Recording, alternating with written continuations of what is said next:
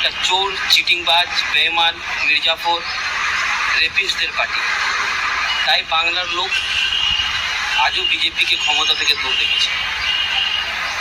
আর বিজেপির বন্ধুরা, আপনারা এই শুভেন্দুকে, যারা চুরি কাণ্ডে পালিয়ে আপনার দলে ঢুকেছে, সেই লোকটাকে আপনারা নিজের দলের নেতা করেছে।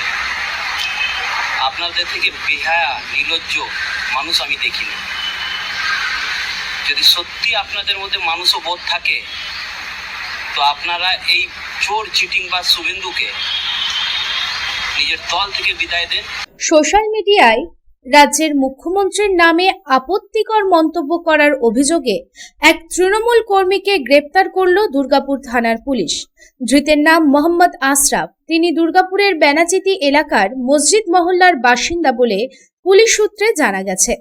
পুলিশ সূত্রে খবর, সম্প্রতি মোহাম্মদ আশরাফ তার সোশ্যাল মিডিয়া অ্যাকাউন্ট থেকে একটি পোস্ট করেন।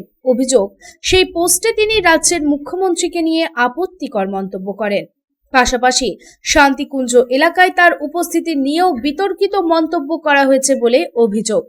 ওই পোস্টটি এলাকার বিজেপি কর্মীদের নজরে আসে। এরপর বিষয়টি নিয়ে তারা দুর্গাপুর থানায় লিখিত অভিযোগ দায়ের করেন। অভিযোগের ভিত্তিতে পুলিশ ঘটনার তদন্ত শুরু করে।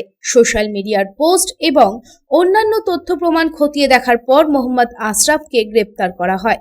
বৃহস্পতিবার ধৃতকে দুর্গাপুর মহকুমা আদালতে তোলা হয়। তদন্তের স্বার্থে পুলিশ ধৃতের পুলিশি হেফাজতের আবেদন জানায়। শুনানি শেষে আদালত মোহাম্মদ আশরাফকে 3 দিনের পুলিশি হেফাজতে রাখার নির্দেশ দেয়। ধৃতকে পুলিশি হেফাজতে নিয়ে তদন্তের গতি আনতে চাইছে পুলিশ। এদিন প্রতিবাদে সরব হন বিজেপির জেলা মুখপাত্র সুমন্ত মণ্ডল। তিনি জানান, বর্তমান সরকার রাষ্ট্রবাদীদের সরকার। যে বিরূপ মন্তব্য এই ব্যক্তি করেছে তার জন্য থেরাপি দিতে হবে।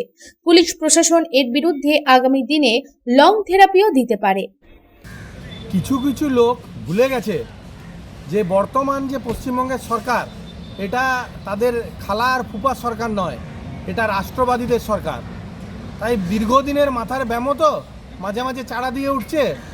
আর বাকি রইল শুভেন্দুদাকে যে বিরূপ মন্তব্য এবং যে জঘন্য মন্তব্য এই ব্যক্তি করেছে, তার জন্য এই ব্যক্তিকে কিছু থেরাপি দিতে হবে এবং সেই থেরাপি পুলিশ প্রশাসন দিচ্ছে। কিন্তু তাও যদি সঠিক না হয় বা তারপরেও যদি সে আগামী দিনে ঠিক না হয়, তাহলে লং থেরাপিরও আমাদের ব্যবস্থা আছে এবং পুলিশ প্রশাসন আগামী দিনে লং থেরাপিও দিতে পারে।